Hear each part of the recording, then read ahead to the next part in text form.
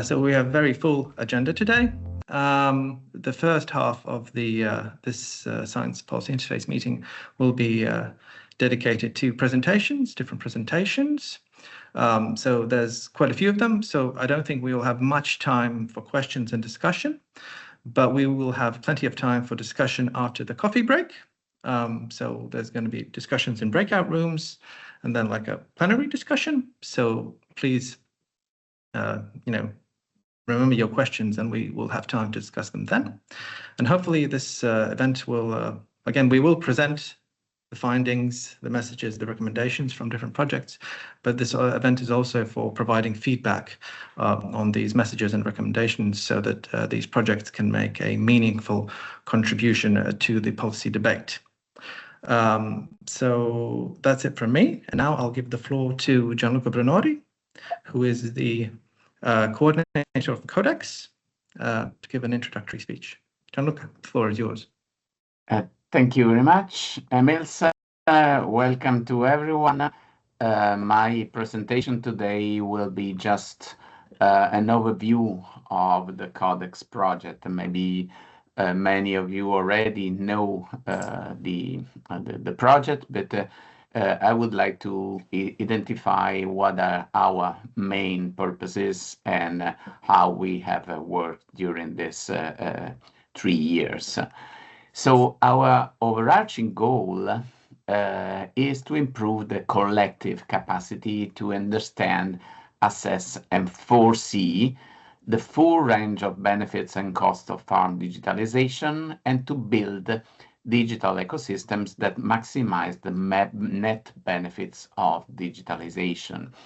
As you can see in this goal, 3 years ago, the meaning of digitalization was not fully understood. For example, there was a lot of attention on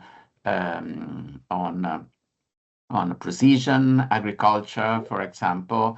There was quite a lot of interest in robotics, but we have seen that, for example, now the center of the attention is on artificial intelligence. So this aspect of digitalization of agriculture and in general of digitalization is moving very fast. And our aim, first of all, is to understand what is happening and how to deal with this process.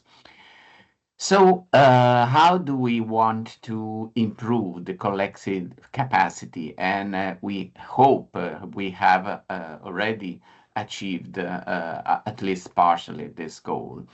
We have set up a number of living labs across Europe, and we have experimented specific technologies through demo farms, trying to understand what are the difficulties, what are the perception of farmers, what are the interaction between farmers, advisors, etc. And so we have collected quite a lot of insights. Then we have the knowledge acceleration through which we have disseminating and interacted with stakeholders in order to improve the awareness of these technologies and of these processes. And now we are in the science policy interface that addresses specifically the policy aspects of the findings of this project.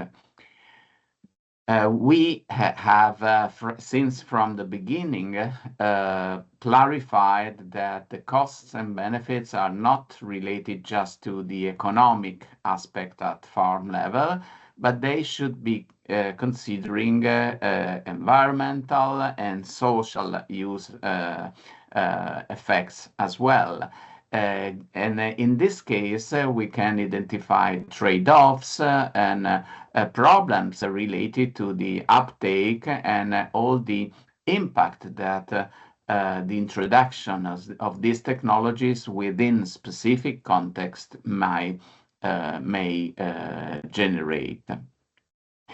We have focused a lot of attention on digital ecosystems because the nature of digital technologies that as we know them now is very diffused. So it is a lot of different objects, handset, devices, satellites, software, data, etc., connected to each other. And each of them is part of the broader system. So when you introduce specific technologies, for example, at farm level, you need also to consider all this connection and the actors that are behind these connections. For example, if we talk about data, and we need to operate specific technologies,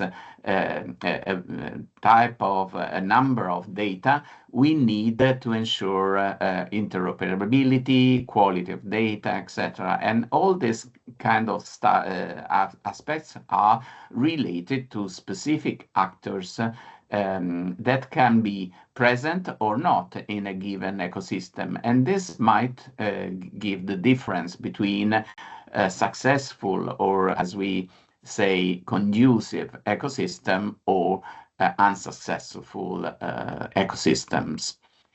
And at the end, we want to see what are the net benefits. We are not, let's say, supporters of a technology fix.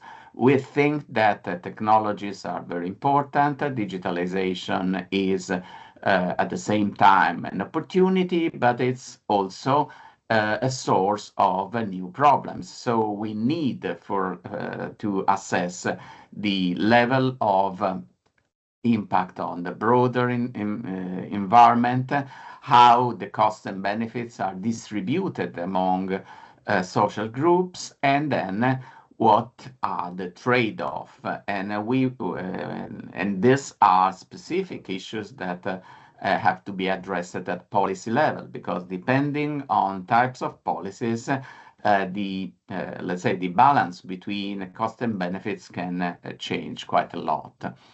We have identified several types of technologies, from IoT, sensors, monitoring, management platform, remote sensing, precision soil and input management, digital technologies for livestock, even platform for collaboration and education, or geospatial and mapping platforms. And for each of them, we have interacted, tried to understand how the ecosystems at local level are created around these technologies.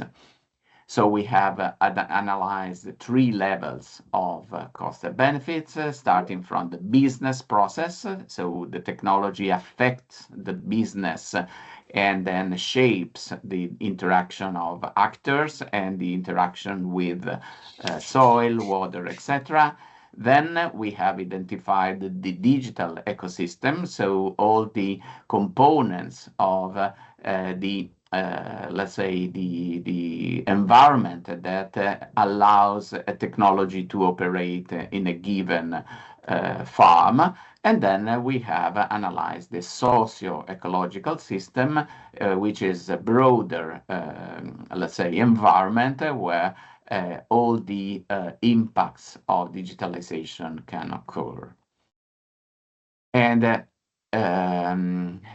these are what we think are the most relevant policy implications. So when we consider, for example, business process, we understand that we have to study farmers' readiness, technology readiness. So technologies should be ready for specific context, and sometimes they aren't because they have developed in other contexts, or support to set up an operation cost, assessment of private costs and benefits. Of course, all of these things can let's say, relate to specific policies and to activate specific policies to improve the conditions for uptake of business process.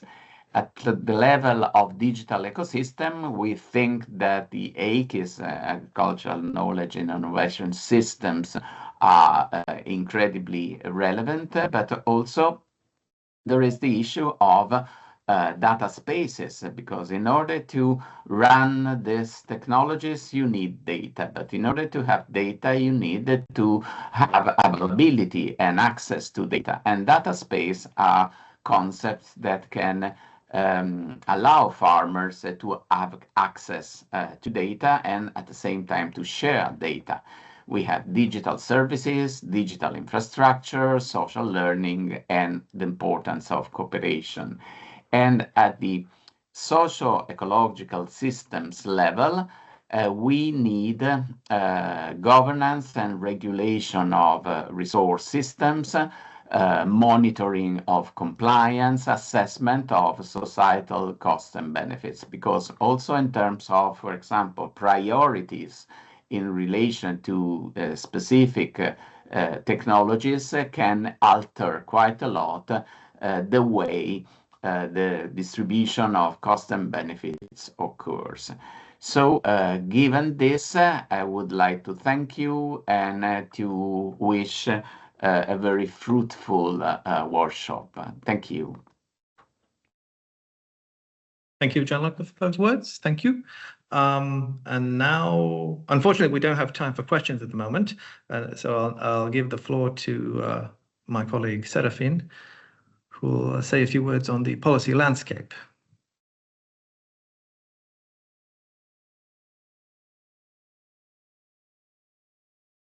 Just realized I didn't have the camera on. So hello, I'm Serafin Pathos. I'll be providing you a bit of an overview of the policy landscape, which is a way of saying what can be done in terms of agricultural digitalization in the current EU policy period, but also moving forward for the common agricultural policy that is being discussed at the moment. So just to give you a context of that base, not only on our existing findings, but also a number of contextual things that our AVL policy work is carrying out. So let me see if my computer agrees to put the presentation. I think so. Yeah, okay, good. For once it works. My colleagues know that. Anyway, so try to give you a bit of an overview of where we are and where the work of CODECS and other projects and initiatives on agricultural digitalization sit. This is a timeline of the evolution of EU agricultural policies, and of course, linked to that, there is a lot of domestic policies and initiatives that inevitably refer to the EU ones, because the EU funds for agriculture are the main driver for digitalization in Europe. I mean, it's very rare that a country develops digitalization policies or initiatives without common agricultural policy. It's a big driver of technological driver and governance driver, productive driver, value chain driver, and that's why I'm focusing on the common agricultural policy. So this is the timeline. As you know, there's been significant changes over the last few years. The latest, the two key ones I would like to highlight is, of course, the creation of capacity plans, which is national plans for agriculture, aimed to give like a more holistic approach to agricultural policies across different value chains and across different sectors and regions. Controversially enough at the time, because there was a bit of degree of from Brussels and centralization at national level that was not necessarily always welcome, although sometimes actually has been positive because it fosters a more holistic approach, which is important for policies like agriculture. And then there's been a number of reforms, as you are seeing. There have been tractors in the street in Brussels, but also in many capitals. And there's been a reform of the CAP in the last couple of years. Then there is the vision of agricultural food. And at the moment here in Brussels, what we are full on is in the discussion of the post-2027 common agricultural policies, which is going to be embedded into what you will see in a moment, the national regional partnership plans. So CODECS, as you can see in this timeline, is about to finish, but actually it's like after the summer. But we are in the privileged position that all the findings that we've been doing, as well as other colleagues and other projects, sister projects that we're here today, we will have the chance to actually impact these new policies. And that's quite important because the problem with digitalization is that it's a holistic thing and a lot of moving parts need to work, as Professor Brunori mentioned earlier, for that to happen. I will not like to forget, and I'll get moving to that, that in addition to this funding and policy, there is a technological and regulatory aspect, which is the aggregate space, which is now the Common European Agricultural Data Space, which has been developed precisely to ensure that the technological and regulatory basis for digitalization of agriculture works, because otherwise, a lot of elements simply don't fit together because of regulatory and policy silos, and B, quite clearly, so to ensure there is regulatory sovereignty from Europe rather than just being contracting out technological solutions to, let's put it that way, countries and economic blocks that are outside Europe. And I'm sure you have an idea what I'm talking about. Actually, I'm sure in the debate there will be colleagues from the CODECS project and others are being actually involved in the CEADS, the Common European Agricultural Space. I can provide some further commentary on that. But essentially, I'd just like to give you opinion on the idea that this is like an integrated regulatory and technological interoperability system as to have European solutions with European legislation on data governance, the interoperability, AI, and cyber resilience. That is actually linked to EU policies like the common agricultural policies, but also to the industrial base of EU agriculture, technological industrial base of EU agriculture. So, as I mentioned, the current common agricultural policy is already a single national plan, the CAP strategic plans, and now what's happening, and you will see in these many colors, you see the green bit in the middle, the common agricultural policy is going to be embedded into an even bigger national plan, the national regional partnership plans. The idea, and that could be potentially interesting and very useful for digitalization of agriculture, is to basically not just remove silos that existed in CAP previously, but also to remove silos between CAP, agriculture, and other sectors. And that's why there's going to be a single envelope for member states. This is based on the National Regional Recovery Plan, the COVID recovery funds that many countries got significant amount of money, 750 billion euros over the last 6 years. So the same structure is being attempted now for the traditional EU policy, so CAP is embedded on that. So positive element, CAP budget for farm support is kept, roughly kept, and there will be a bigger drive for achieving synergies between policies, technologies, and systems. What is the drawback? Well, as with the current CAP, that the more you decentralize to member state and the more you centralize at national level, you can achieve synergies and avoid some silos, but at the same time, you might end up with a very technocratic top-down approach. And that's something that we should be mindful of, and there's significant discussion at the moment here in Brussels, people like ourselves in ADL included. Another factor that I would like to complement you, because it's very relevant to the findings that I'm going to just present, is the new performance framework. The performance framework basically is the way the EU assess whether the 300 billion euros of EU funds for agriculture, lato sensu, are being spent in the future. This is changed at the moment, and it's going to be more rather than input based or output based, it's going to be more outcome based. They're going to be focused more on results and providing a single platform. So the importance of indicators to measure success, like agricultural digitalization, and how you measure that, how you capture policy change and not just money being spent in creating gadgets for agriculture, is going to be quite crucial, and that's something that the likes of ADL is very much involved as some other partners here in CODECS. So allow me just to go straight to the findings. This is a summary of a number of deliverables, particularly delivered on policy environments for digitalization in Europe by UCO Professor Mar Delgado, which I'm sure will be keen to contribute as well from other seminars we've been having as part of the CODECS Knowledge Acceleration. This is, of course, a bit my summary interpretation of that, and I'm sure others happy to hear colleagues who might provide some nuance. So, let's go to the positives. Yes, an integrated policy for digitalization of agriculture makes sense. That's the right thing to do. When you have national common agricultural policy plans, and these new national plans that's there's a key driver to ensure that there is synergies and integration, reduce contradictions, and gives a much more predictable environment. Of course, the other key positive element in ideal world, and basically first talking about the beautiful, and then let's get into detail in a second, and that doesn't work so well. The ACIs, if you got ACIs that actually are able to act as drivers of agricultural digitalization, that's great. That's how it should be. Question is whether the people who provide that support and the role of advisors has enough capacity to actually service those communities, those sectors of value chains, those operators that need their support. But we'll see that in a moment. Of course, you need target public investments to address market failures, because in many countries they don't have the technological base or the connections done between business, technology providers, and value chains to benefit from digitalization. So there's a need of public investment. Public investment should substitute private investment in agriculture, but definitely is a driver, particularly in areas and sectors, countries that are lagging.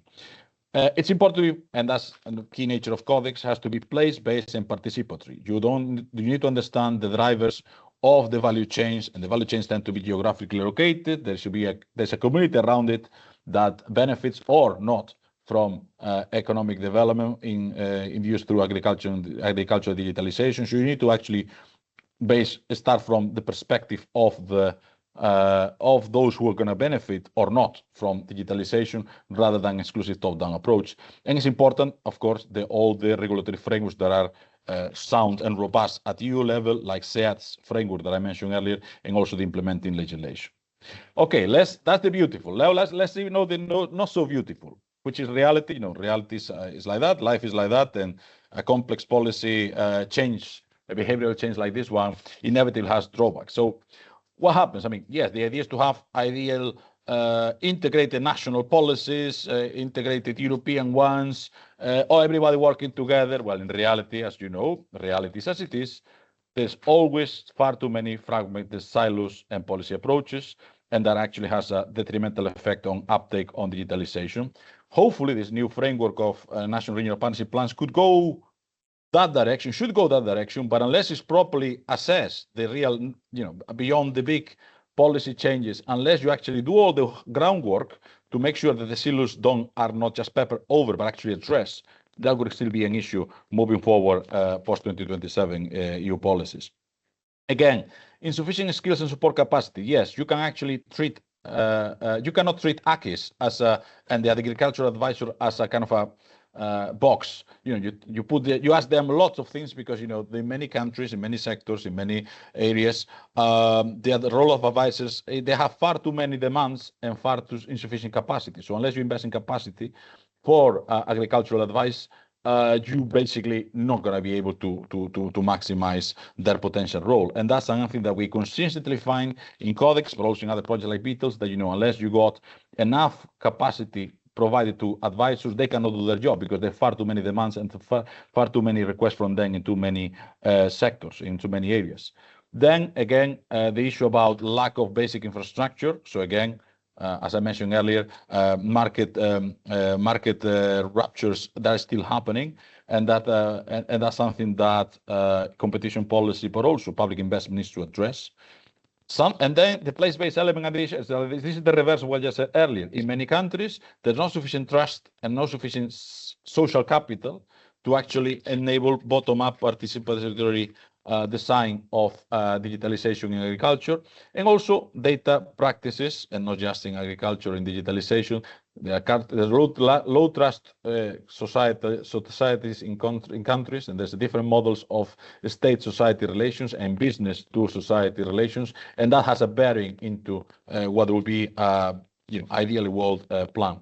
And then, of course, something that people like from CODECS knows, that for sometimes we have too many beautiful projects, too many short-term ideas, but we're thinking the widespread effect that could go, the spillover effect on that. And that's any policy need to understand the drawbacks, but also the incentives, but also the spillovers potential, because you might have a very localized good practice, but it's simply not replicable elsewhere.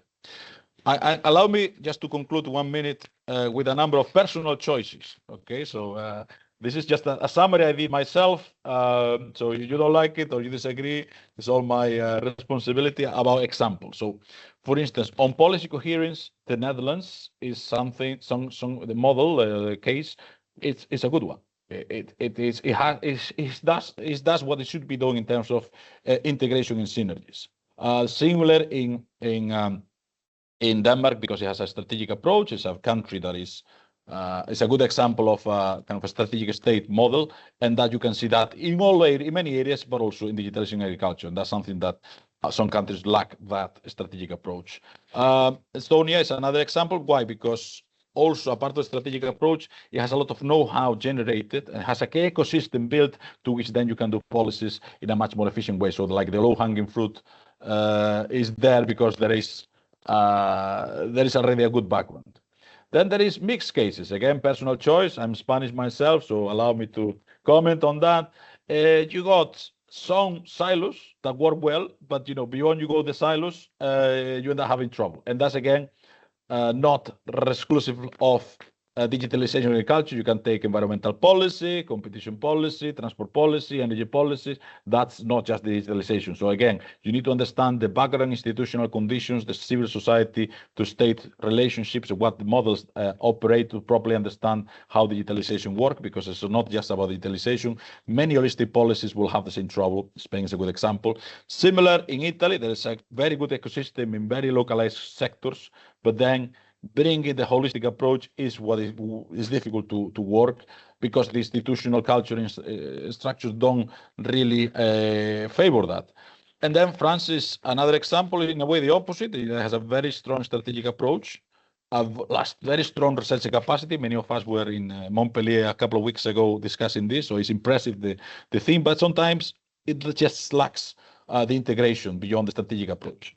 And then this is just pure examples, and hope colleagues from Bulgaria, Romania, and Greece don't offend, but just simply, there are still a lot of gaps in all the firing elements, structural constraints, skill gaps, fragmentation that are common in these countries. I believe not only about digitalization, but also other areas, and that's things that need to be improved. And a key thing I would like to finish with that is that unless you understand the bottom up and top down in an integrated fashion, I know it's a very topical thing to say, you might end up having beautiful, great ideas in a lot of policy entrepreneurs in a very specific location, a very specific context or institution, but not spread out to the whole system approach.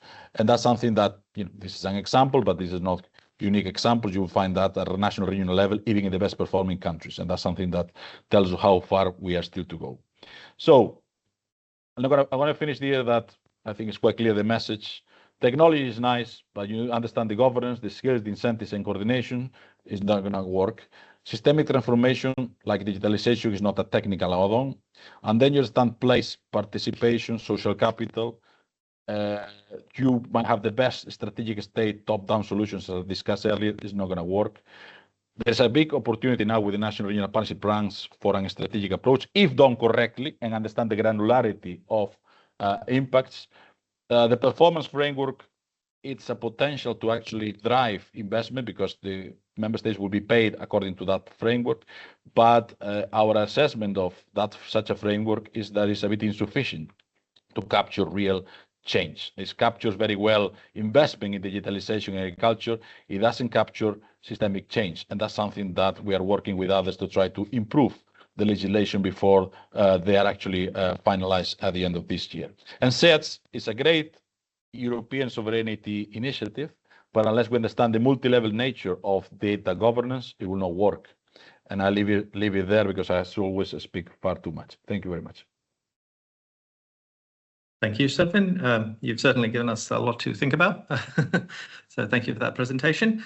Okay, so the next three presentations will be based on the work done at CODECS, specifically Work Package 6. Niamh is going to present the results of the policy foresight exercise. I'm going to talk about the messages and recommendations coming from CODECS, and my colleagues Blanca and Raquel will talk about the policy tools. So I'll give the floor to Niamh. Yeah. Thank you very much. Let me share my screen. Brilliant. Can everyone see that? Yes. Excellent. So I'm presenting some of the findings from the Foresight workshops. Brilliant. So we conducted 2 online Foresight workshops in March 2026, exploring future digitalization scenarios in 4 different European farming systems. The aim of these workshops was to understand how policy and other support mechanisms can help achieve positive digitalization futures. We used bespoke, pre-developed, fictional future scenarios and a backcasting approach to consider policy and support required. The findings contribute to policy recommendations produced by the CODECS project. So, why Foresight workshops? Many European farms are rapidly adopting new technologies like robotics, precision farming tools, AI, and data-driven platforms. There's the potential for these tools to increase production, improve environmental sustainability, and strengthen farm resilience. However, this adoption raises questions about the control of farm data, the distribution of power within the agri-food system, and the impacts of widening digital divides. So the objectives of this activity was 1, to understand how these dynamics might unfold over time, and 2, to imagine policies and strategies to ensure digitalization contributes to inclusive, sustainable, and farmer-centered futures in Europe. Our approach. We were considering how might digitalization pathways shape European agriculture by 2040. And we used this 14-year timescale to align with the long-term vision for rural areas. We invited agents of change within European agriculture and policy to discuss 4 pre-developed scenarios, considering what needs to be done to achieve these positive futures. So in the first workshop, we split into 2 breakout groups. The first considered livestock and farm management information systems, and the second considered short supply chains and platforms. And in workshop 2, again, we split into 2 groups. The first considered greenhouses and irrigation, and the second, orchards and vineyards. So I'm going to go very quickly over 8 cross-cutting themes that emerge from both workshops and all 4 kind of breakout groups. The first theme that emerged was the idea that there is diverse digital maturity across Europe. So digital maturity differs across European regions, farm types, and farm sizes. And policy must recognise these differences and avoid assuming uniform progress across Europe. Secondly, digitalisation is contextual, not a universal solution. It cannot be treated as a silver bullet solution. Digitalisation may support adaptation and resilience, but only when embedded in broader systematic change. Another cross-cutting theme that emerged from throughout these workshops were the ethical and social implications of digitalisation. Participants expressed concerns around privacy and transparency, contractual fairness, labour impacts, and the erosion of community-based farming models. There was a feeling that digitalisation could contribute to a detachment from nature and from traditional farming identities. There was a feeling that there was a need for governance frameworks that prioritise fairness. And I suppose the first group talking about policy tools for sustainable digitalization, providing the floor for you. Are you ready to share the key insights that emerged during your conversation? Please go on. I think it's Maria, yeah? Yes. Happy to start then. Well, in our case, we were reflecting on how do those tools look so simple, and how have they been designed to look such simply? And we understand digitalization as a very technically heavy process. So these have been purposefully designed to look simple, so to enable all stakeholders, regardless of their digital skills or evaluation skills or strategy building skills, to engage correctly. So that's why those tools have been purposefully designed to look so simple. But as soon as you use them, you can move further and go deeper in different aspects. So these also enables different stakeholders to start. So if you provide a very complex tool, you would have people just discarding them from the beginning and not being able to start the process. So that's why. And another question we've been discussing is what could be the main obstacles for territorial actors to use these tools. And one of the things that the tool provides is this ability to set a baseline and to understand what's your starting point and then progress. And to draft this baseline, data is absolutely needed. And what happens at territorial level, and we are aware because this has been raised along the whole session today and previously in CODECS, is that granularity of data is not always available at this territorial level. So this might set or compose a first barrier. And then another one of the challenges also raised by Raquel specifically was how can we balance this starting bottom-up approach, which was happening regarding the top-down, because we know we need, for example, to write the national, regional strategic plans. That's something that comes from above. And also this strategy is defined at national and regional levels, and then you want to start your own territorial digitalization strategy, how to kind of balance and work with those, because that requires a high level of understanding and coordination, which is not always the case.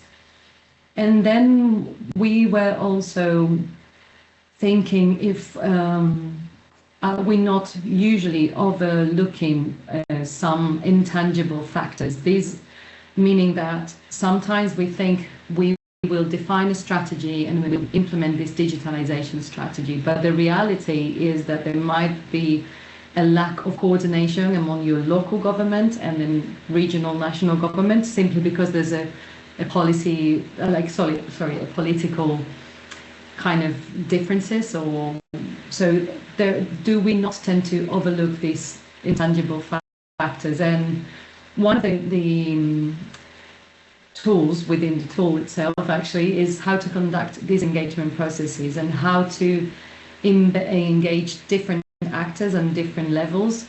That requires a little level of facilitation skills and also understanding of the different policies. So it's not a simple activity, and we're aware of that, and that's why such chapter has been included to support these processes from the bottom up. And then one final reflection we were discussing at the end of our conversation was that we should be able to somehow strengthen this monitoring and evaluation systems, because we think like we're not really thinking very clearly what are the long-term effects of digitalization strategies in our territories. Like there is not enough capacity to evaluate these results and also the intangible results of the digitalization strategies in the longer term. So I think we were also having a final really nice reflection on how to reconcile actors and interests, so the different, like the farmers and the different groups affected by digitalization in agricultural farming, because it doesn't have the same impact on every group of actors, in every type of farmer, in every type of operator. So these should be kept in mind when designing such strategies. And I think that's more or less it. I don't know if I forgot anything. You'd like to add anything, Sebastian? No, it's fine. We cover. It was a quite engaging discussion. We cover quite. We actually try to critically assess our own tool and to see all the potential weaknesses and so on. So I think you pretty sum up the value of them and understand in which particular context this is useful, and also the limitations, because there's just a way to start a journey of an analytical journey in terms of which strategies you need, rather than just providing strategy just by automatically using that. And this is just to bridge the gap between we have a need and we have all these resources or these things we need to do, but very often you have too many high-level tools, solutions, so on, where you need to do this. How do you engage with that when you basically start from zero, from a very low level? And that's the initial step, is what these tools are specifically targeted. It's not to get the whole journey, it's actually to start a journey or developing such strategies. So that's the thing I would like to I couldn't say any further than that. I mean, that's pretty much sums up that. So that's all for this breakout. Thank you. Thank you very much, Maria. Thank you very much, Serafin. And we also, in our group, tried to be critical, looking on our 9 proposed categories of policy recommendations. And we started with the first question. Indeed, we had a huge list of questions we wanted to talk about. The discussion was so fruitful, so we focused only on 4 of them. And so we started with the main question, and indeed the discussion regarding this question was the longest one. What are the missing things that we have not considered? And first of all, the lack of receiving party, indeed, which are the farmers, because we're going to work with people and we need to understand their needs. And if we talk about the clear cap indicators, the farmers also should decide by themselves. So it means that co-design procedure need to be implemented and need to be included. So the farmer-centric policy, which was one category of our recommendations, need to reflect this co-design process. What gets measured? Who does it? And also, this topic was further elaborated to the topic of human behavior aspects and human capital. How to address the individualistic approaches. And we're not only talking about like buying services rather than buying tools or devices, and the policy should do an effort showing the benefits of buying rather and help with transition. It's also about category of infrastructure and connectivity that should include social capital, because the trust is important for adoption of digital tools. The networks, the collaboration are also crucial. So the digital literacy and age of farmers also making the concerns. So the topic of social capital is also very crucial and need to be added to our categories and our table. We'll think about where we will add it to which category as well.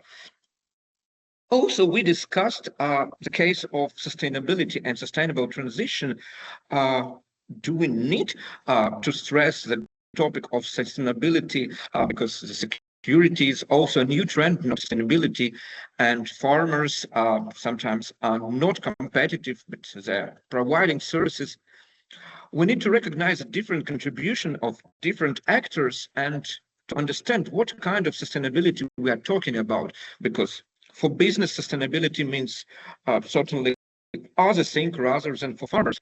And if we also focus on private partnership with a public sector, we need to remember that private partnership is not always an affair, because there are different security risks, there is power imbalance, and this topic of public-private collaborations need to go further than just infrastructure. We need to establish clear rules beyond connectivity, because in our categories, in our topics, we talked and focused mainly on connectivity, and the experts from our group suggested to go beyond the connectivity, because yes, private companies can provide innovations, private policies need to establish framework for this investment. But we need to remember that we need to reshift power best to farmers, because sometimes a private partnership can be a disaster and tools can be focused on more social way rather than to public capital itself. And the last but also very crucial question, what was missing was the question of climate or topic of climate, like protection of soils. There is big gap identified like risk and resilience. And the question is how the economic of farm is influenced by climate change. Farming stability is under climate change, and we also need to include the adoption indicators in our recommendations. Climate data should be added, seasonal forecasts, nature-based agroecological solutions, etc. So from the climate perspective or climate reason, how the tools support climate-related issues, this all should be added to our recommendations, and we will think about it. Also, coming back to our table and proposed recommendations, we asked our experts, what is the recommendation is most likely to fail if we do not address the social cost immediately? And mainly the topic of data governance was mentioned, and also farmer-centric policies. But what else? Equity and inclusion, because social costs are going to be higher in this case, and we are coming back to the social infrastructure. And last but not least, the crucial question of our discussion was, what if the Commission or national government, for example, implement these recommendations perfectly? What is the single most important change farmers should feel in the daily routine, for example, in the next 5 years? And the main answer is security and resilience. Why? Because farmers feel insecure what changes are bringing to them, what digitalization is bringing to them. Financial cycles is very short. And if our recommendations succeed, the farmers will see the potential tendency changes, and they also will begin to understand the definitions, because when the digital system gives you explanation about your inputs, you begin to see the connections, it's some kind of educational aspects, and more you understand, more you feel secure. So this was a very powerful and very fruitful discussion, and we also wrote down the good comments from our experts. So Emil, do you want to add any comment about our discussion in our group, or you are good with this?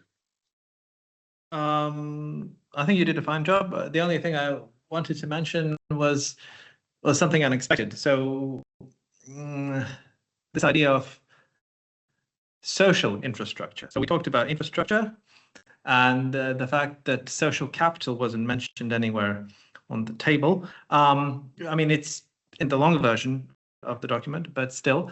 And so we came up with this idea of social infrastructure as a kind of requirement, or something that we could explore in the deliverable and the report. So that was very useful and completely unexpected. Yeah. Yes, indeed. And so probably now, when both breakout groups presented the results of the discussion, and also during the first part of our today meeting, there was a lot of insights from different deliverables of CODECS and other projects as well. Now we have 10-15 minutes to have an open discussion.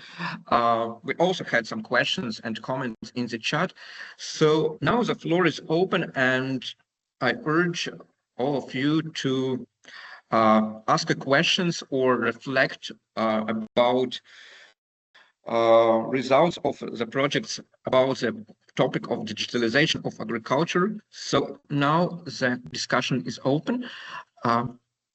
Is anybody of our participants ready to ask a question or add any kind of comment?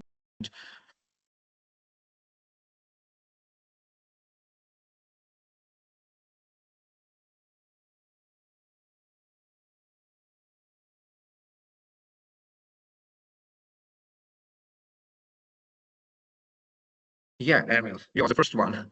Yeah. So I just wanted to not torture the rest of you, but ask you a question. I mean, is there a key takeaway or key recommendation that's close to your heart and you think is very important that you want to share with the rest of us when it comes to making agriculture and sort of the digitalization of agriculture sustainable? Is there a key takeaway for you from this meeting, or a recommendation or thought or a question even?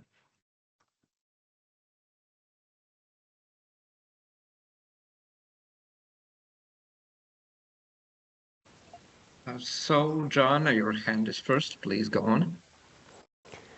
I think one thing that's really struck me is the changes that have happened over the last few years. We talked about it very briefly in our group, where what we started with and our assumptions and what we based our thoughts on has substantially changed over that period. Through sort of like the even to the questioning of what is sustainability. At the beginning it was a given that everything should be sustainable. Now we're having to fight back with that, and I think that's something they sort of like we may be looking for silver bullets or whatever, and they will not be there.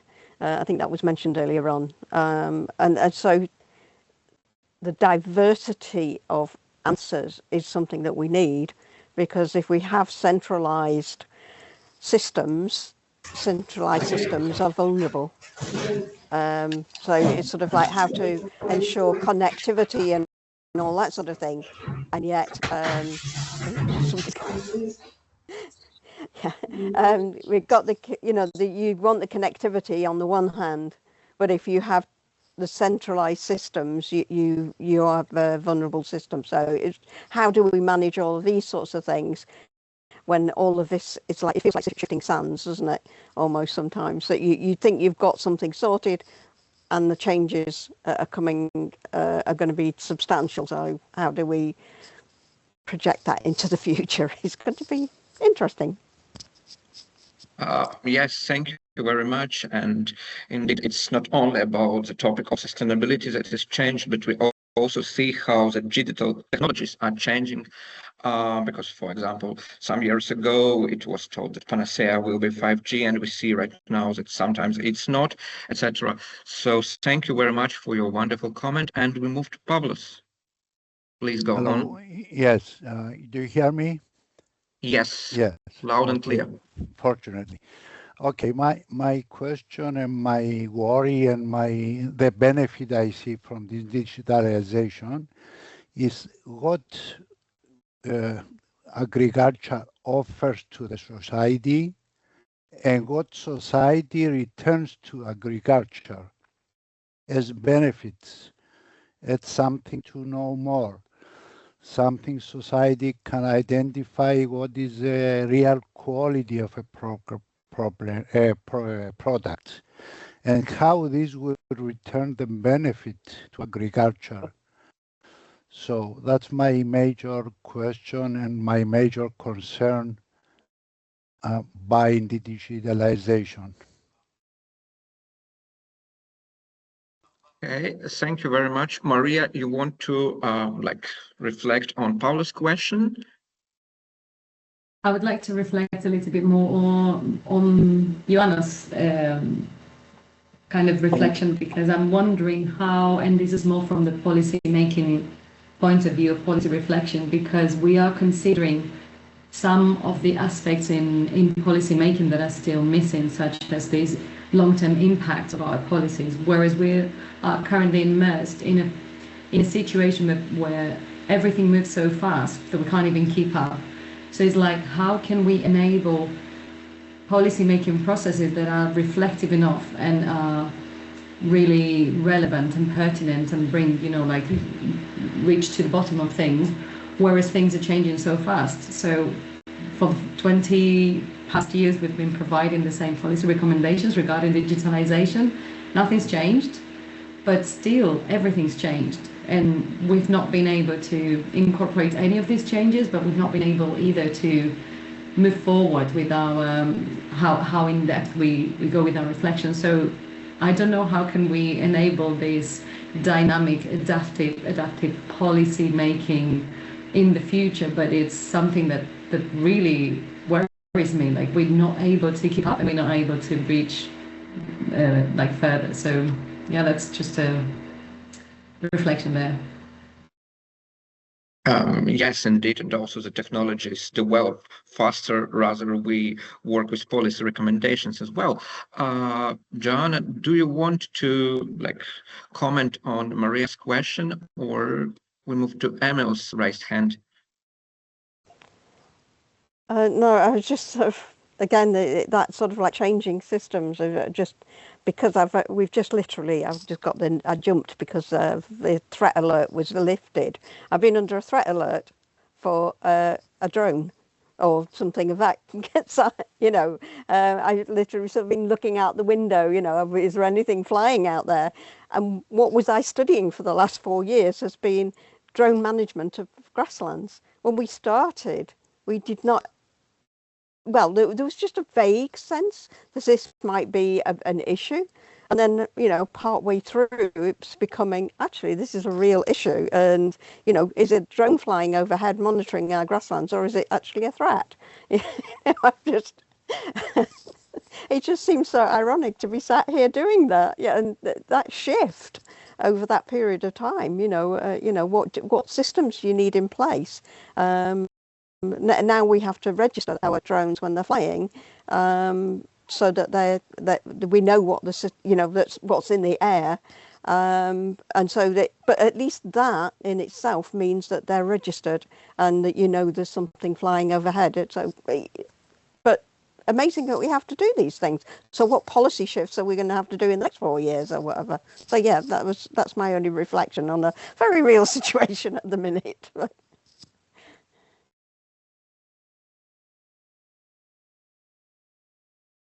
Okay, thank you very much. There are still Pavlo's question about what can agriculture gives us also open and question to all of us. And I remember Emil's raised the hand before I intervened with. It's just a quick reaction to Maria's comment. So obviously, adaptive is the magic keyword, but it doesn't mean anything, is what I'm saying. So, and it just, it is quite funny that, so we've not been able to keep up with things that happened 10 years ago. 10 years ago. And when companies develop products in a matter of months, and these sort of policy cycles and legislative cycles take years, which is, reasonable. It's a complicated organism. But what does adaptive like? So I kind of felt compelled to include the word adaptive in our recommendations, because what else can you do? But what I don't think it means much. Yes, Joanna first, and then Maria, please go on. I'm just going to go back to something that in my past, if you like. My first degree was pharmacology, and when COVID happened, and they were talking about vaccines, and they said, "Oh, it will be a matter of, I don't know, months in the development or whatever," and I'm going, "Oh, you can't do that," because I knew from my background, the development of a vaccine takes years, and to get it into operation and whatever.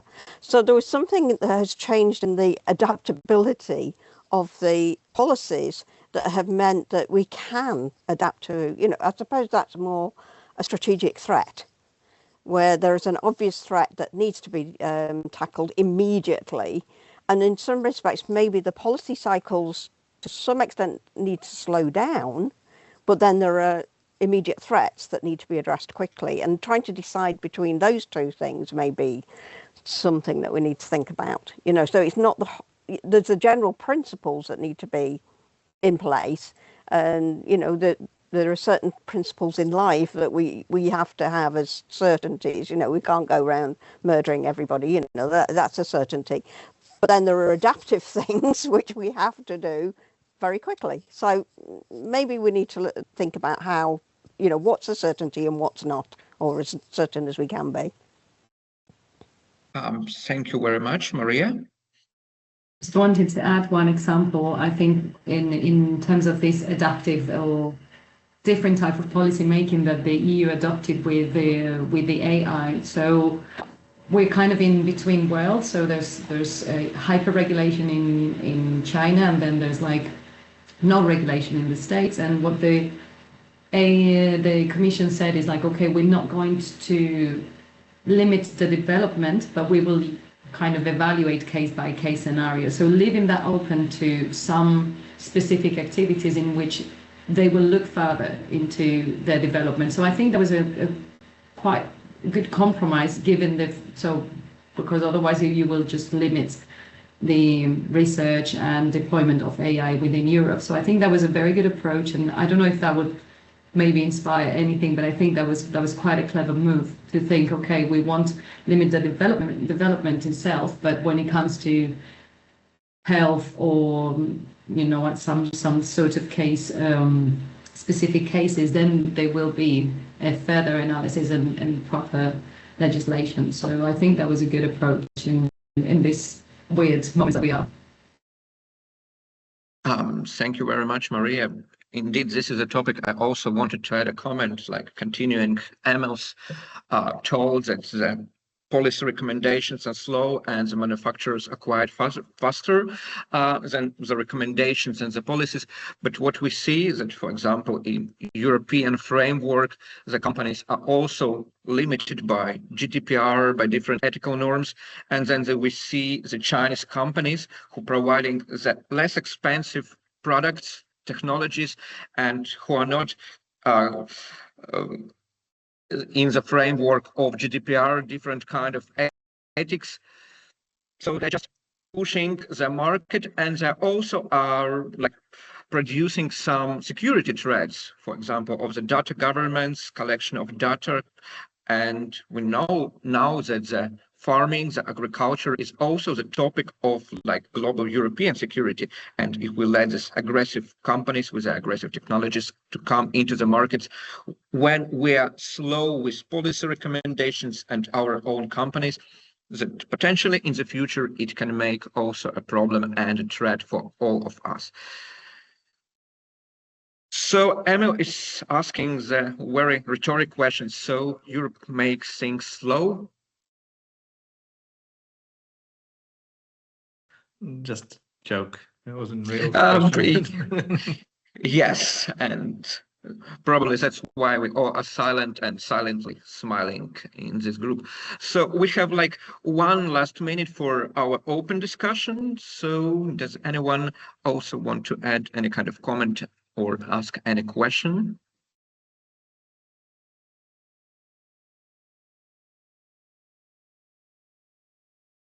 So if no, I probably will close this open discussion and give a word to Emil for some concluding words.